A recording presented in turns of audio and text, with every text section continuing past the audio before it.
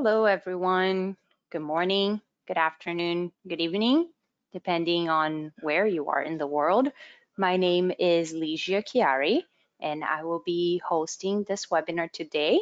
I'm just going to give another minute. I see a lot of people are joining us now, so let's just give another minute before we get started, and then I'll introduce you to our panelists.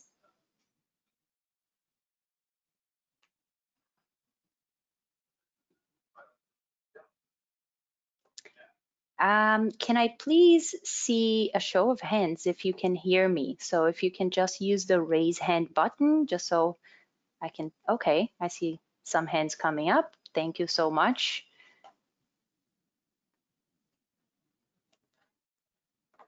All right, so again, my name is Ligia Chiari. I am a manager with the pre-arrival services at JVS Toronto. And today we are pleased to present a webinar on career pathways for education professionals with the Ontario Institute for Studies in Education from the University of Toronto. So welcome everyone. Before we start, I would like to do a land acknowledgement. If you are not familiar with what a land acknowledgement is, you can read there on the bottom. So we acknowledge the land that we are meeting on is the traditional territory of many nations, including the Mississaugas of the Credit, the Anishinaabe, the Chippewa, the Haudenosaunee, and the Wendat peoples, and is now home to many diverse First Nations, Inuit, and Métis peoples. We also acknowledge that Toronto is covered by Treaty 13 with the Mississaugas of the Credit. And a few housekeeping guidelines. First of all, this session is being recorded. The length will be approximately 1 hour. All participants, we ask that you please keep your lines muted. You should be muted for now, but please do not unmute yourselves. There will be an opportunity for questions and answers at the end of the session, but throughout the webinar, feel free to type your questions on the questions box. And at the end, when we do our QA session, also use the questions box on the GoToWebinar tool to ask your questions. Please take time to complete the post-webinar survey that will be sent to you by email. This is really important so we can continue to deliver good webinars and improve our services for you. The recording of this webinar will be shared, so you can expect an email from your employment specialist or a post on our blog in the future. And last but not least, we are hosting from home. So please be patient with us if we have any technology glitches. After more than 2 years doing this from home, I think we all got this, but it happens. So just please bear with us. Before I introduce you to our panelists, I just want to remind everyone about our Canada InfoNet pre-arrival employment and acceleration and mentorship program. Most of you are program clients already, but it doesn't hurt to remind you of all the services that we offer within Canada InfoNet, which is a free national 8-week program delivered by JVS Toronto with other industry partners. We have served over 10,000 clients since 2016, and we have dedicated employment specialists to support professionals arriving in the next 12 months with employment services that include employment preparation, job search tools, connection to a Canadian mentor through our online mentoring program, resume and cover letter support for the Canadian labor market, Canadian workplace culture and expectations for success at work, employer webinars, online job matching platform, access to job postings, virtual fairs, and soft skill sessions such as customer service and business writing. So if you are not a client yet, make sure to register with us. And if you are, make sure to contact your employment specialist to discuss what services would be of interest to you. So thank you everyone for being here today. I will, we have two panelists today, VL Tolentino and Ana Lacerda from U of T, University of Toronto. And I will pass on the floor to VL to introduce herself and Ana. So thank you very much for being here, both of you. Thank you very much, Ligia. Welcome, everybody. It is nice to meet you all. Let me just show my screen here. Can you see my presentation? We see your desktop, like your screen. So oh, okay. Interesting. you may need to choose a different screen to share under the show screen button. Okay. Let me just, again, apologize. That's okay. It happens. All right. You have a little drop down arrow under the play button. That's where you can choose which screen to show. Okay. Okay. We are trying to figure this out. Sorry, guys. That's okay. Okay, let me just pause and then.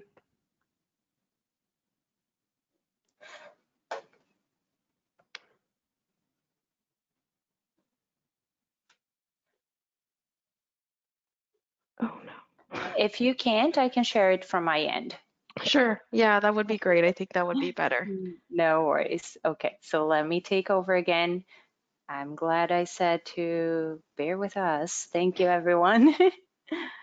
Let me choose the screen. Okay, let's see. Okay. Hi again, everybody. Thank you again, Leisha. I really appreciate you, taking over the presentation. Again, my name is Vial Tolentino. I am the Recruitment Admissions Coordinator here at the University of Toronto. I'm working through the Faculty of Education. We're also known as the Ontario Institute for Studies in Education. And I'm really excited to be presenting today with my colleague, Anna, who I will get to get her to introduce herself as well.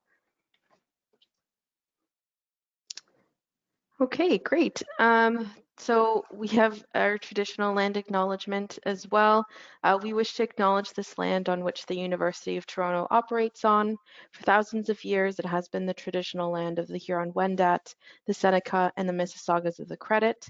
Today, the meeting place of Toronto is still home to many Indigenous peoples from across Turtle Island, and we are grateful to have the opportunity to live, to work, and study in the community and on this territory. So our agenda today, we're going to be talking about the career paths in education, talking about what if I'm already a licensed professional, and then also talking about funding options and career and studies at the University of Toronto. So again, my name is Vial Tolentino. My background is I'm actually a certified teacher. I did my Bachelor's of Arts degree at the University of Toronto Mississauga campus and went on to do my Bachelor of Education at OISE. And then I also completed my Master of Education at OISE, and now I'm working at OISE. So it's a full circle moment for me, and I'm happy to share my story as well, just in relation to saying that education is a very diverse sector to work in. Based on my experience, my work experiences, I believe that every educator here has the capacity to be working outside of the classroom and not just within the classroom. And my career path is a testament to that. I was working in the classroom for about 1.5 years, and I took a break to go into my master's program for about 1.5 years as well. And I ended up staying because I loved working at the higher education sector, which is in the University of Toronto. So I'm really privileged to be able to, talk about my story, but also in relation to speaking how diverse the education sector is. I'll hand it over to Hannah. Thank you, VL. Good morning, everyone. My name is Ana Luisa Lacerda. I am a student recruitment ambassador at OISE, the University of Toronto, and I'm also a second year PhD student in education at OISE. Ligia, if you can pass to the next one, because I just like to talk a little bit about my own path to get where I am right now. Like you, I'm also a newcomer. I've been in Toronto for 2 years now, and I hope that my story can help you paint a little bit a better picture of why I think, at least, that it's important to pursue further education here. As I mentioned, I'm a PhD student at OISE, and I'm currently moving to my 3rd year. In Brazil, so I'm originally from Brazil, I was licensed as a teacher. I was a history teacher, and I came to Canada as a permanent resident through the Express Entry system. I applied in June 2019, and I got my permanent residency in January 2020. This was pre-pandemic immigration timelines. While I was applying and waiting on the results for my PR, I also started applying to pursue my PhD at OISE. Fortunately, I was accepted at OISE, and I got my PR in time to be considered a domestic student. I moved to Canada in August 2020, so yes, in the middle of the pandemic, and it was indeed very challenging. But fortunately, since then, things have been going very well, as I hope they will go for all of you too. So I started my PhD in 2020, and right when I started the PhD, I started working as a research assistant at OISE because it was part of my funding package. So that was guaranteed work that I had. Then I found a job as a supply teacher in a private international school, which doesn't require certification from here, from Ontario. Last year, I got an external scholarship from the Ontario government that helped me reduce a little bit my workload. And I also started the work that I'm currently doing as a student ambassador. So working with student services and recruitment and admissions at the university level. My work, this work as a student ambassador, it is part of the work study program. It's a program we have at the University of Toronto, which gives students the opportunity to start working in the career they wish to pursue, getting mentorship and professional development opportunities with a very flexible schedule because they understand we are students. So through the experiences that I've acquired so far, I also now started a new job also at the university because you're going through the path and you get to meet people, you're not working, and so you're growing in that career. And the work study was the big door that opened for me. I know that now I have a lot of Canadian experience hours, let's say. Many of us newcomers are familiar with that idea of having to have Canadian experience. And now I know that I'm better equipped to find a full-time job in the area of student services and higher education, which is the area that I want to work in. So, yes, thank you. So let's talk about the career paths in education. You can move on to the next slide, please. Thank you. So as I've mentioned, and as you've seen with both Anna's and mine, our collective experiences, education is a very flexible sector to be in. The career possibilities in education are endless. It just takes a level of creativity to find those sectors. So here's a screenshot of you as the educator. There are various sectors where you can go through in a career, in a teaching career, or in the education sector. So firstly, you have government. There's opportunities for curriculum development, public, getting a hand in public policy within the university, just like myself and Anna, student services, recruitment, and missions. There is something called a learning strategist in which you are able to develop a learning plan with a student to allow for their success within their program. There's also research opportunities, and that's something that we will talk about later with our degrees as well. The not-for-profit sector is a huge sector for a lot of our educators. I also had the opportunity to work in the not-for-profit sector for a little while within program planning, evaluation, and curriculum development. There's a lot of areas in which you can really employ your teaching strategies, your curriculum knowledge into a program in the not-for-profit sector. Another growing sector at this point in time is the ed tech sector, so educational technology, and a lot of startup companies that are related to education and providing more, incorporating a little bit more technologies into the classroom. There's opportunities within customer success, instructional design, product manager, and a community manager. So there are various aspects of each of these jobs that allow for you to educate or take part in an education, software that will allow for students to thrive within the classroom. But you'll be working outside of the classroom, which is some things that some teachers may want to do. And we've had a couple of our graduates from our program actually go into the ed tech sector rather than move into the classroom teaching. Then there's also the corporate jobs. We have human resources, education and training, and managerial work. So as you can tell, there are a variety of jobs that you can go into. And these are just a number of sectors that you can consider in your job search, but there are a lot more. There's definitely endless possibilities in our education sector in Canada, and I'm surely you'll be able to find something that's related to the field that you're in. If we can move on to the next slide, please. Oh, yeah. Just give you a quick tip. Again, as a newcomer, someone that doesn't know sometimes the names of these jobs, right? The name of the professions. I think it's very useful for you who are watching us. Just, maybe take a note or just take a print screen, something of the names that are mentioned here. And you can, take the name, put it on Indeed, on jobs.ca, well, whatever platform that you like to use to search for jobs. But try searching for specific terms like these ones, or even like going into an organization that you like, or a university or a school, seeing what the names are for the professions, because they are very different.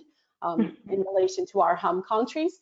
So take those names and maybe put them into those platforms that you like to use for job search, and I'm sure you're going to find a lot of things. So recruitment and admissions, that's one key term, for instance, that you will find jobs in schools, in the universities, and in companies as well. Mm-hmm. And even in elementary schools and private elementary schools, so for sure. Thanks, Anna. Okay, great. So a couple of trends in the education sector. So I pulled out a couple. Again, the education sector is continuously growing and evolving, and that for us as educators, it provides us many opportunities for graduates from education programs or those with backgrounds in education already. So the first off one is the most obvious one. Because of the pandemic, there's a huge technological trends in teaching and learning. That's not just, it's both for opportunities for students, so you as a learner and you as the educator. It offers flexibility, so you're able to do a lot more distance education and learning and allowing for you to use learning management systems as an educator. And then there's also jobs within creating infrastructure. So the ed tech sector, for example, so you can create platforms for online learning. Higher education is a huge sector at this point in time because we're always evolving in response to what our students need. So there are a lot of jobs within learning softwares, being able to develop online platforms or to create curriculum that offers a flexibility in both online and in-person learning. And then in schools too, a lot of schools are trying to develop some sort of education that offers classroom learning that blends together technology and in-person teaching. So there's a huge change or shift in the way we are teaching and learning because of what's happening in the pandemic.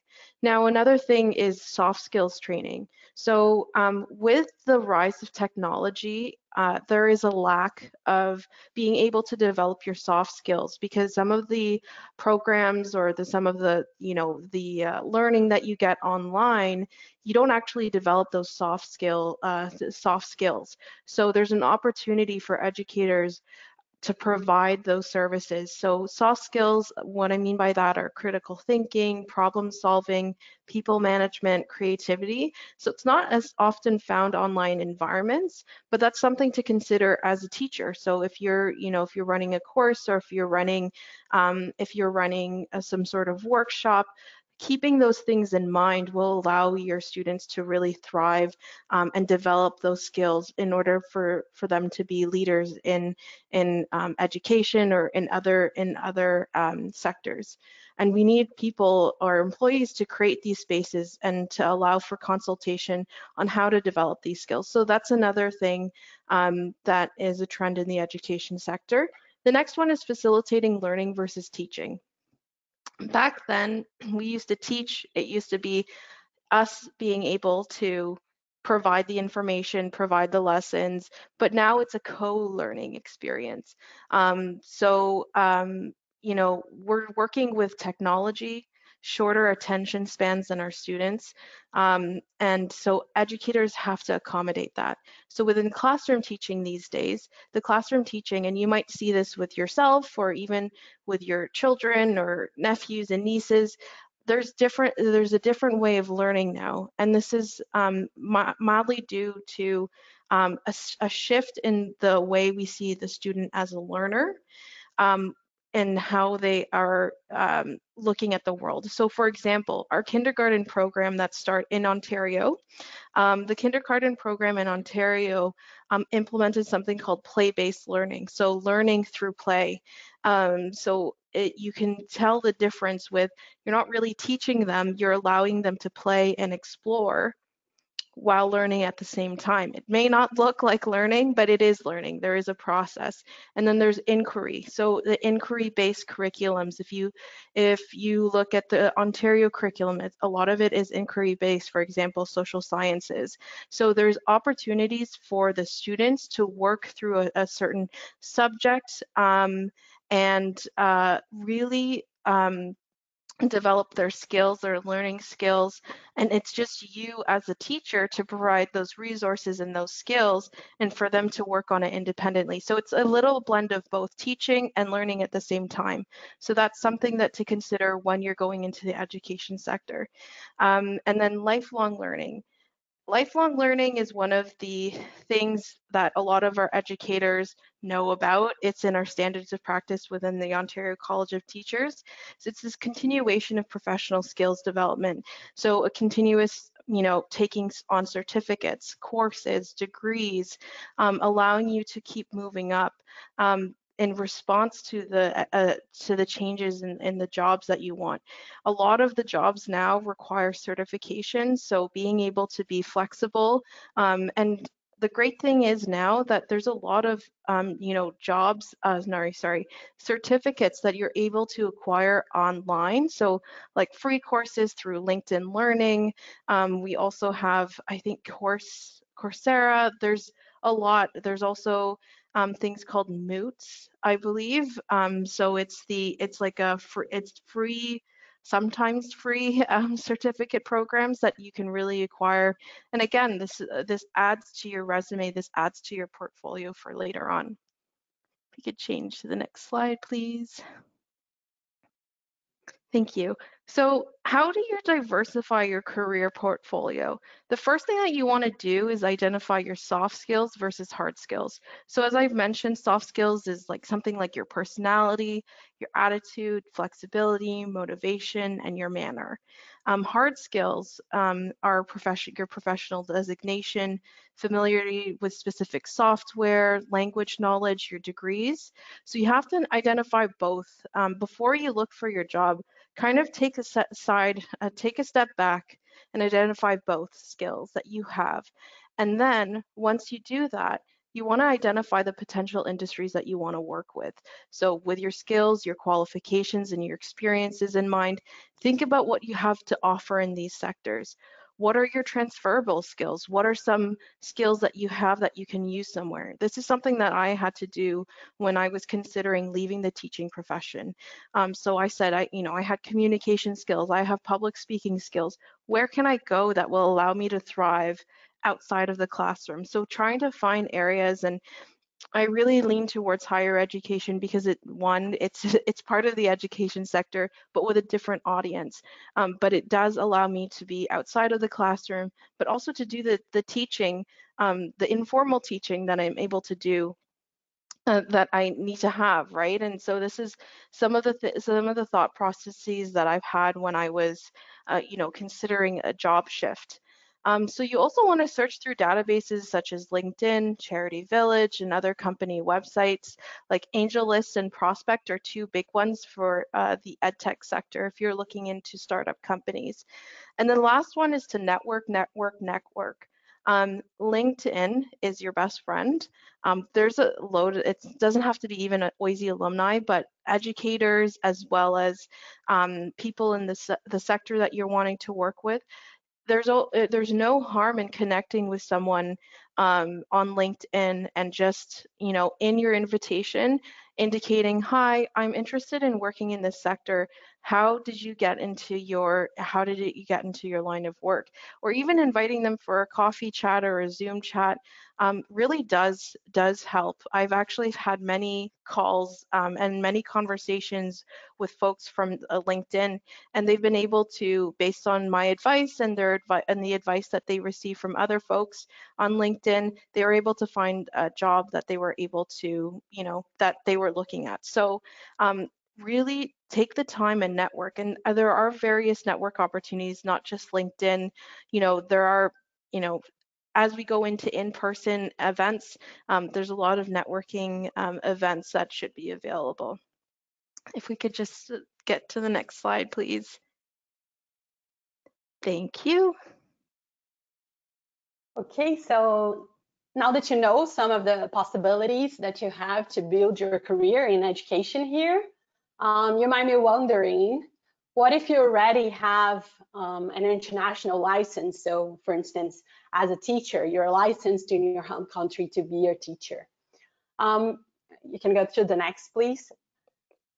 Well, if you're licensed in your home country to practice a regulated profession, like school teaching or psychology, for instance, first, I strongly recommend that you contact the licensing body for your profession before applying to any higher education program.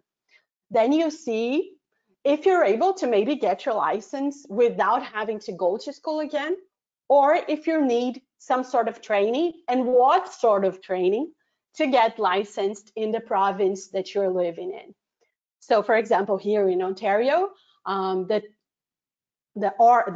organization that regulates the teaching profession is the Ontario College of Teachers.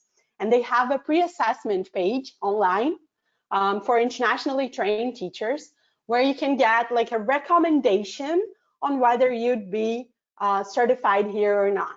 Of course, you still have to really apply to the Ontario College of Teachers and send all your documents to get the official results or the official certification if it is your case. But at least the pre-assessment, it gives you an idea of whether you will need a program, maybe just a course, or even just a practicum like we offer at OISE, to get certified in the province and to be able to go into the public school classroom. For other professions, of course, you should check their websites first. We have a few here, the Law Society of Ontario, the College of Pharmacists, there's the one for psychology, and there's a little bit of a difference to become a psychology or psychological associate. So do check the websites and explore these pages before you actually send your documents and assess your credentials to learn if you need to pursue a specific degree or if what you have is already considered enough to be certified here in whatever province you're in. So there is a little bit of difference depending on the province that you're in, especially with the regulated professions, but specifically teaching is one that you should always look for the College of Teachers of British Columbia, of Ontario, of whatever the province is. Can we move to the next one, please? And the next one. So even if you can be licensed here, I believe that, as VL even mentioned, it is a trend in our sector. Life is a lifelong activity, sorry. So learning is always useful. Learning will always help you move forward and improve your career prospects. Even sometimes it can also improve your career, your earnings, right? Your salary. So you may even take the chance that you're moving to Canada to also change your professional field, or just increase, change a little bit the small area. So you are in education, used to be a teacher, now you're changing to be in student services. So you might want to take the opportunity to make that change. Either way, I think it's important that we talk about the major obstacle for us newcomers to pursue post-secondary and education in Canada, which is the financial aspect or the funding aspect. So the first thing that I need to say is that contrary to what may seem at first glance, there are actually several different funding opportunities, whichever program you decide to pursue. And the first place to look for funding is the university or the college you're interested in, their website. So under tuition and funding, or funding your studies, or financing your studies, they usually have that web page. You go check that first. Explore these pages, contact a recruiter, ask a student if you know someone, or you can find someone through LinkedIn, through Instagram, ask them how funding is like, because this is a very important piece of information that will help you decide which program you will pursue, right? So it's not only about the type of program, the name of the course, it's also about who will give you a solid funding option, so that you don't need to work several jobs to be able to fund your program, right?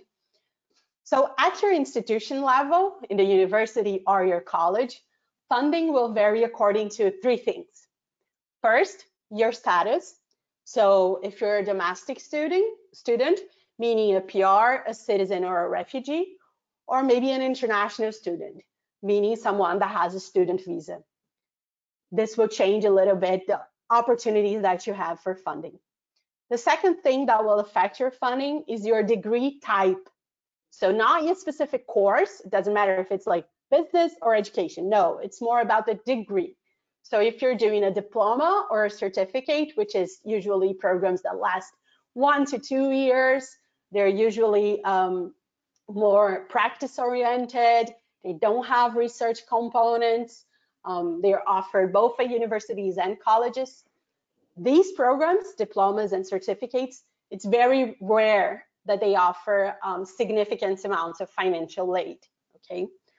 This is because they understand that you already work full-time and that you're just looking to improve or maybe just change your career. Even in those cases, however, I suggest that you ask the recruiter, you ask the person that is the program manager, the course manager, the financial officer about funding and discounts even. You can use that word as well. They might have something that fits your profile.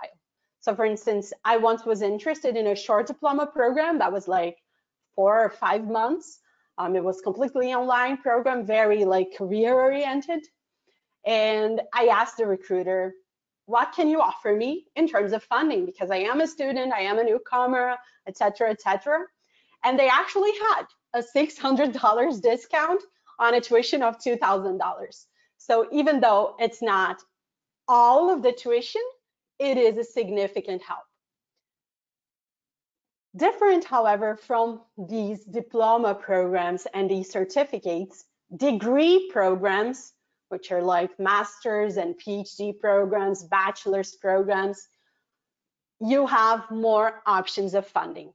So master's and PhD programs that are full-time and research-based, like the one that I do, like a PhD in education, they usually offer funding packages for students.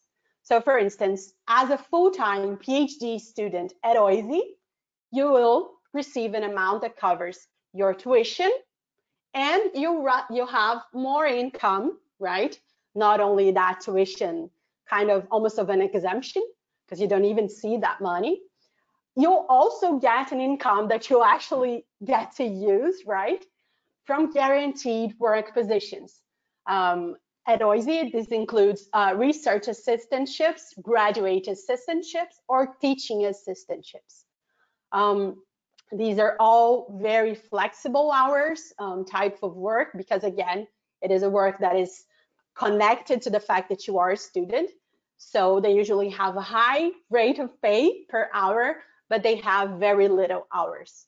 In my case, it's only 10 hours per week for the research assistantship, for instance. The last thing that might affect your funding is the program specifically. Now, when we're talking about specifically like marketing or education or psychology, this will affect. Also, who you are, so your identity, your nationality, your race, your gender, many, many things.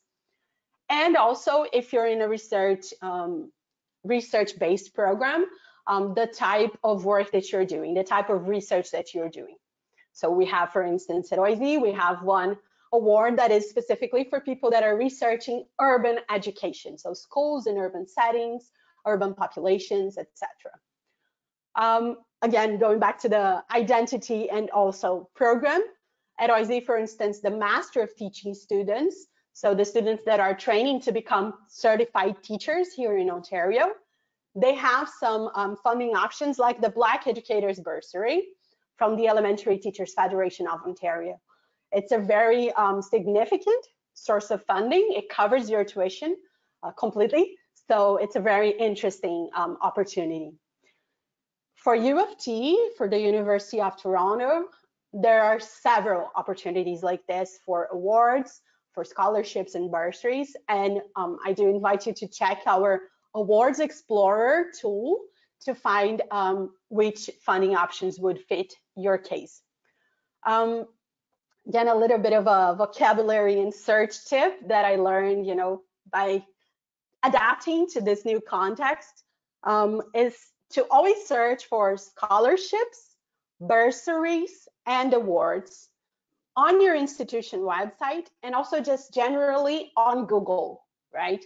You just put there on Google scholarships, bursaries, awards, include your program name or maybe your career area, and include either Canada or the province that you are going to be looking at or going to be living in. So this is going to bring many other options that sometimes are not available at the institution website, and they're a little bit harder to find, especially for bachelor's degrees.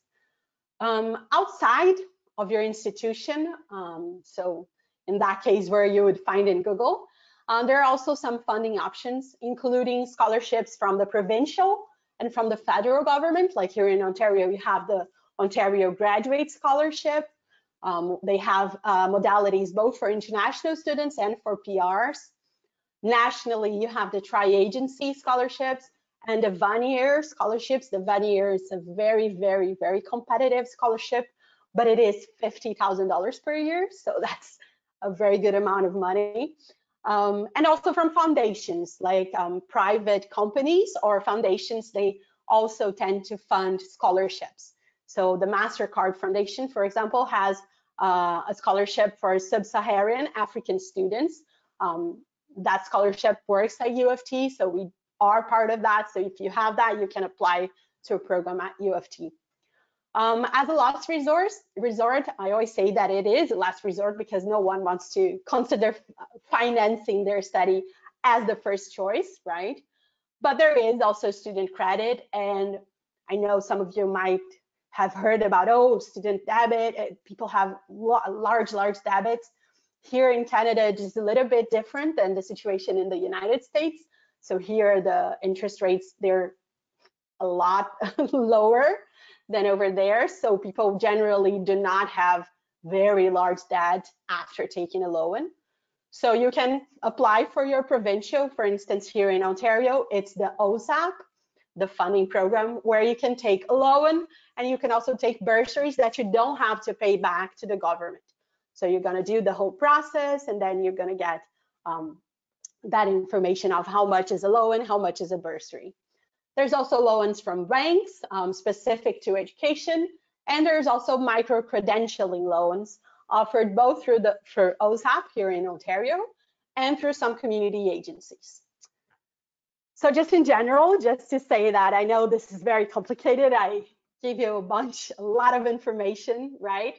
But just do not be discouraged by the information you find at first glance. So when you see a high tuition price, don't be scared by that. Do a very thorough research and ask your recruitment advisor or the university financial officer or the person that you're working in at JVS, and they might be able to help you with OSAP, for instance. So these are informations that you have to ask about. You have to go looking for them. They're not that easy to find. And for me, again, as a newcomer, as a PhD student, and as someone who is working, I say that funding, it works as if there are blocks. You take a bursary from the university, then you take an external scholarship, maybe from the government. You can also work, like I work on campus, and it's part-time. You can also work part-time outside of campus. And you can also take, as I said, a small loan to complement all of that. So if we can move to our last topics, that's going to be the University of Toronto and the programs at OISE. So I'll just talk a little bit about the University of Toronto, this amazing university that I'm very proud to call my second home. You can pass the slide, please. The University of Toronto is ranked the best university in Canada, and it is the 18th best university in the world in 2021, according to Times Higher Education. So that's huge.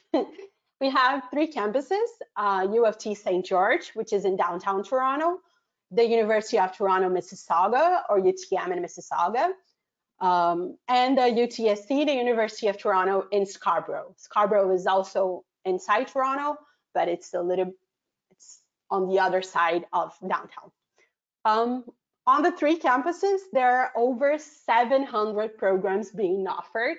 Some are available in all 3 campuses, some in just 1 or 2 campuses. You have to check by program where it is offered. Specifically, OISE is only in the downtown campus. At U of T, both undergraduate, so bachelor students, and graduate students, so master's and PhD students, have access to all services provided by the university, including but not limited to student and family residences, which you have to pay a separate fee for, sports and recreation, 44 libraries, including the largest library in Canada, several mental health and family supports, Indigenous and Black specific student resources, academic and professional mentoring, and over 5,800 work-study positions, which are these positions that I mentioned that I'm doing as a student ambassador. The good news, I would say, is that you do not have to pursue 2+ year degrees, so master's or PhD degrees, to have the University of Toronto in your resume. The University of Toronto also has a School of Continuing Studies. They offer several certificate and diploma programs, both online and on campus. Unfortunately, because continuing students do not pay fees beyond the tuition, so they're usually much smaller tuitions compared to the degree programs, but also you don't pay any fees. Most of the services I mentioned, they're not available to continuing school students. So you can pay a fee to access some of them, such as the sports and recreation facilities, but not all of them. So residence, for instance, that's not available for continuing school students. My husband, again, as a newcomer like me, that's the route that he chose to pursue. And he did a project management certificate at the School of Continuing Studies, and he really liked it. He now has a job that is in the field here in Toronto. So now moving to OISE. If we can move to the next slide. Perfect, thank you. So at OISE, so again, we are the Ontario Institute for Studies in Education. So if you're looking for a career in education or an additional degree in education, look no further to OISE. We are the Faculty of Education located in the downtown campus. So we're at the St. George campus. We're actually one of the largest faculty of education in Canada. We're ranked #1 in Canada and #4 in the world. We are a graduate school, so we only offer master's and doctoral degrees only. We don't have any bachelor's degree. We also have the Continuing and Professional Learning Department, which offers various certificate programs in post-secondary education, human services, workplace and development, and pre-K to 12 education, including a practicum for internationally trained teachers. So if you were to get your license, particularly within Ontario, that might be one of the considerations that the Ontario College of Teachers asks you to provide in order to fulfill or satisfy your licensing requirements. If you could move on to the next slide, please. Thank you. So we are 4 different graduate program departments and 12 different programs. So as you can see, we have multiple areas in education that we have research in. So the very first one is our Applied Psychology and Human Development Department, which offers a teaching program called the Master of Arts in Child Study and Education. We also have counseling and clinical psychology. If you are interested in becoming a psychological associate from the master's program, and then a licensed psychologist upon completion of your PhD. We have counseling psychology courses, and some of them do lead into becoming a licensed psychotherapist, or developmental psychology and education program, and then school and clinical child psychology, which again is similar to our counseling and clinical psychology, in which you finish as a psychological associate in your master's, and then a psychologist in your PhD. We also have our curriculum teaching and learning department, which is one of the largest departments in OISE. We offer 3 programs there: the curriculum and pedagogy program, the languages and literacies education program, and then again our teaching program. So this one also does lead into a teaching certification with the Ontario College of Teachers.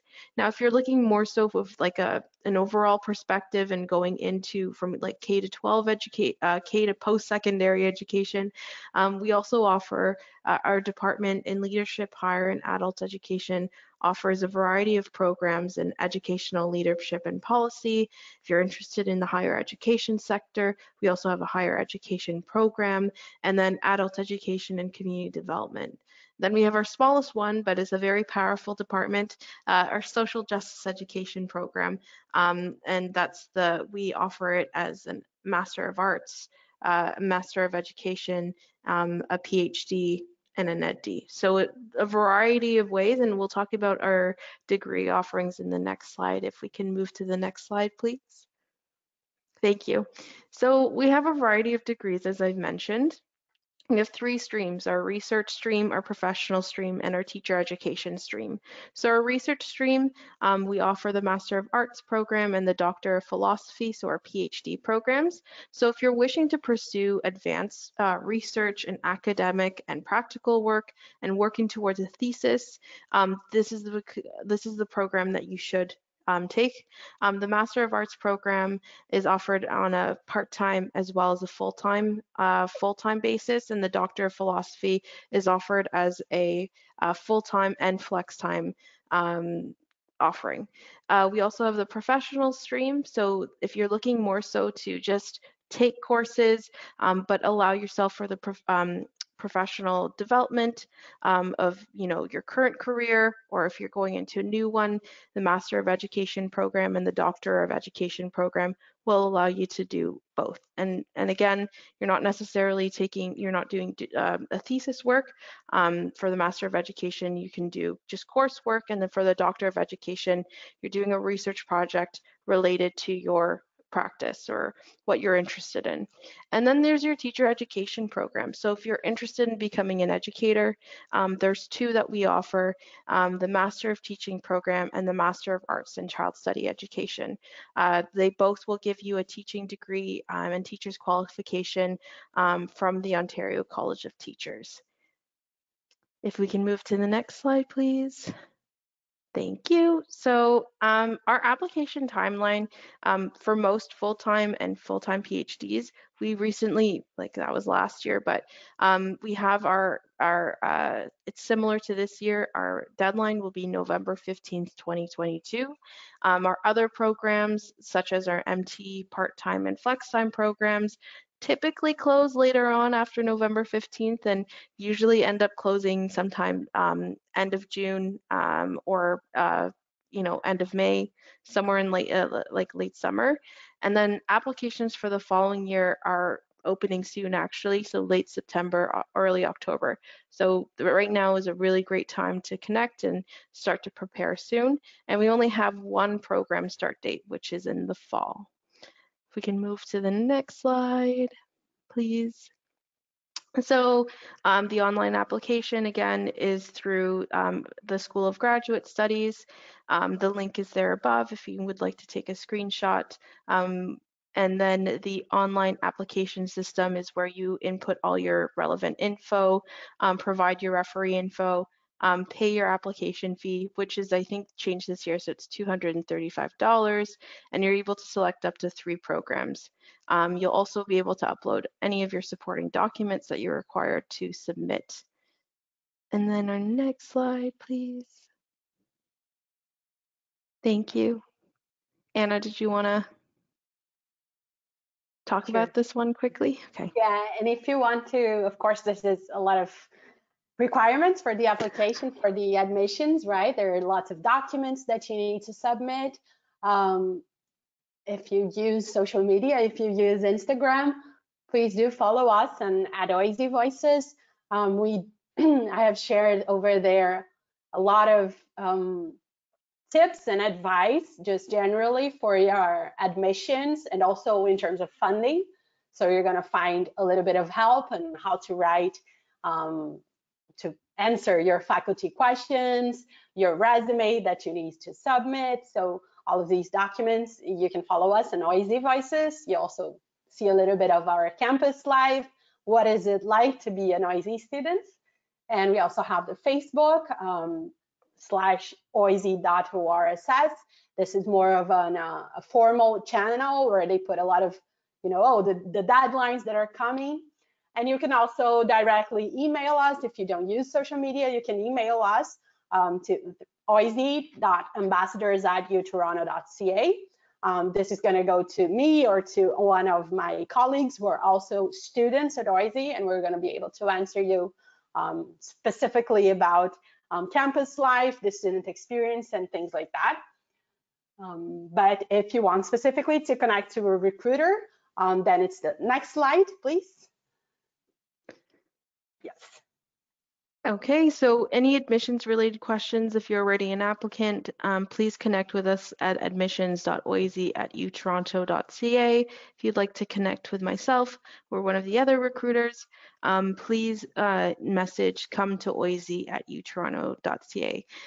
Thank you again, everybody, for taking the time out of your busy mornings, afternoons, or evenings to be with us and learn more about the education sector. I believe we have time for questions, right? Yes, yes. Hello, thank you so much, Viel and Anna. It was such a comprehensive presentation.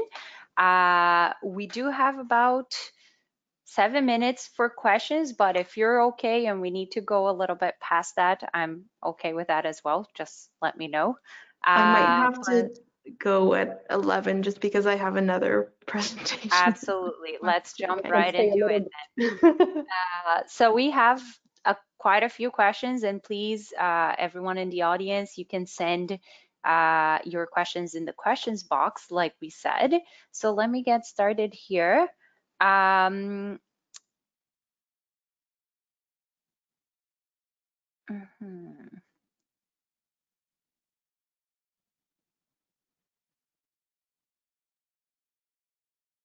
Okay, so one question specifically about the courses and degrees.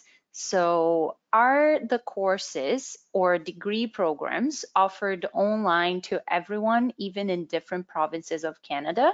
So the OISE courses that you went through, are they all only for Ontario, or are they open? If you can talk a little bit about that, please. So I would say that's a really great question. So I would say always ask when you're shopping around for a degree program if there's opportunity to do online.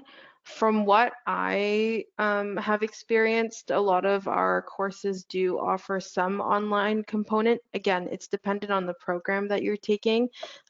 The majority of our Master of Education programs have online offerings. So you would just have to exclusively choose the online courses. And sometimes, if you're lucky, some of the program requirements are also offered online, usually in the summer. So there is opportunity to take courses distance-wise. We don't promote it that way, again, just because not all of our programs are like that. But yes, there is an opportunity. If you'd like to connect to which ones, feel free. You have my email. Okay. Thank you. Thank you. So we have quite a few questions around this theme, so I'm going to try to combine, which is about the hiring period for colleges or universities. So some people are asking if the hiring period happens right before the start of the semester, if colleges and universities hire throughout the year, or some people are asking about if it's January. So is there a specific period, a season that hiring happens as more concentrated for? I believe people are mostly asking about higher education positions. Yeah, so usually in the summers, kind of there's an uptick in job postings. Um, and so like our hiring period is really throughout the year. So feel free to, I believe there's an opportunity to send notifications if there's a job that's related to you. So please make sure that you submit your email so that you get those notifications you can get it as frequently as daily or weekly on a weekly basis. So, but usually in the summer, there's an uptick. Just a reminder, though, that a lot of our jobs do go internally first before they're released externally. So there might be a waiting period as well. Okay, There good is to a know. specific, and just so they know, at the University of Toronto specifically, but other universities as well, they have specific job banks. So sometimes you will not find a position from U of T like in a LinkedIn or something like that, but you'll find it on the specific job board. So you just Google jobs University of Toronto, and it's going to give you specifically the page that you should be signing up to get the notifications. That's really interesting that you brought up, Anam, because a lot of people do rely very much on job banks like Indeed or LinkedIn. But you both mentioned this throughout the presentation of the importance of researching the companies themselves and looking at their job boards, especially big organizations like U of T or other universities and colleges, right? Which is related to one of the questions that we have here as well.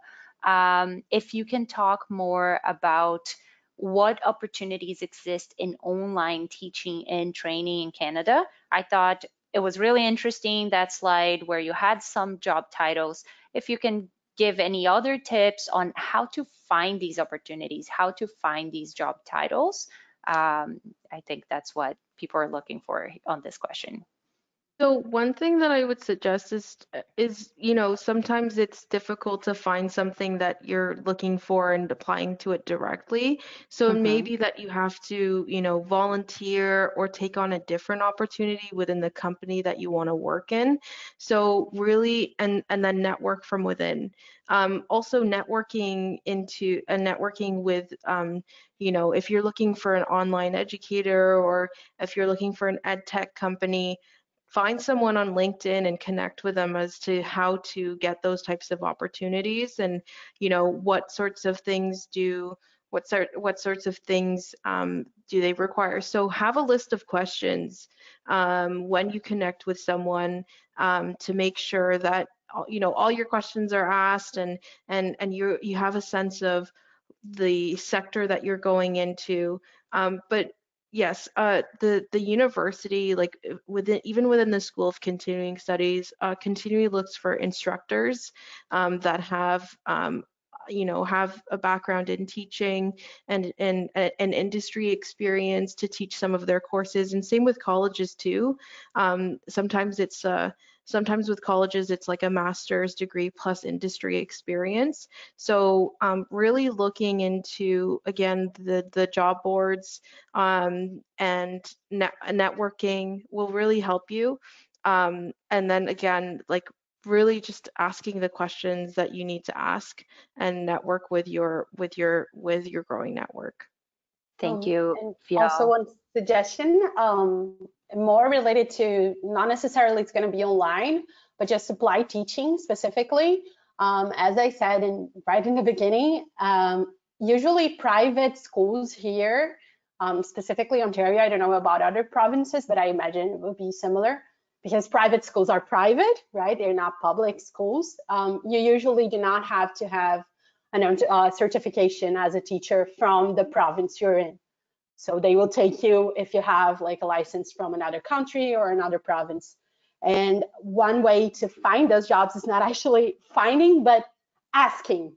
So if you can like take a look, like see what private schools exist in your city, and you just email their HR or just their office in general, if you can find an email to contact, you just supply teaching positions, because this is a fact, okay?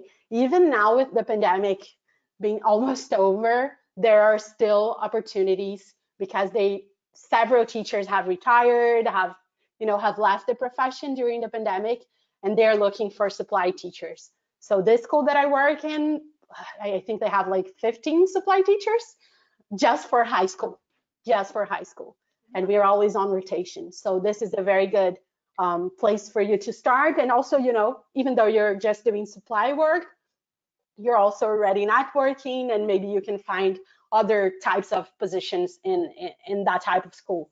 So private schools, international schools, these are other options from public schools where you can also be inside a classroom. Awesome. Thank you, Anna. You just answered what was going to be my last question. So in the interest of time, I know Viel has to go, and I really want to thank you both for all the information shared. That's a lot of information. So for those of you who are watching, you can get the recording to review this. Anna and Viel shared a lot of contact information as well. And I think the overall message of this last question is there are other ways to network besides just LinkedIn, right? So volunteering, contract jobs or opportunities, like Anna said, like a supply teacher or part-time job, can be a great opportunity for you to be exposed and be in the field, right? When people think of entry-level jobs, they mainly think of administrative work, but sometimes I see instructor positions or temporary lecturer positions that can be a very good entryway into the organization. So thank you. I think this was great. If you want to say anything before we go. Yeah, just again, thank you everybody, and thank you, Alicia, for being able to invite us for this opportunity to speak to you all today. We do have a couple of events if you want to meet us. It's usually in mid-October. So our open house and a lot of our other institutions are also doing open houses around that time. So if you're interested in doing further education, or if you're just curious as to what the campus looks like, feel free to check out a lot of the events that are coming up, not just within OISE, but in a variety of the universities. And it usually happens around mid-October to mid to late October. And just want to thank you, Alicia, as well. And feel free to send a direct message on the OISE Voices Instagram. I always take a look at that, and I can definitely talk to you both about OISE and just generally about my experience here, because I totally understand the struggle. So let's chat, let's connect, and hopefully I wish you all the best. I hope you all can find a very successful career here in Canada, whatever the province you're in, and I hope you can continue working in education in whatever capacity you find it possible. That's awesome. Thank you. Thank you, everyone. you. Thank you for all the questions. I'm sorry if we were not able to answer your question. You can connect with our VL if it's related to what they have made themselves available, or ask your employment specialist. They may be able to guide you through it as well.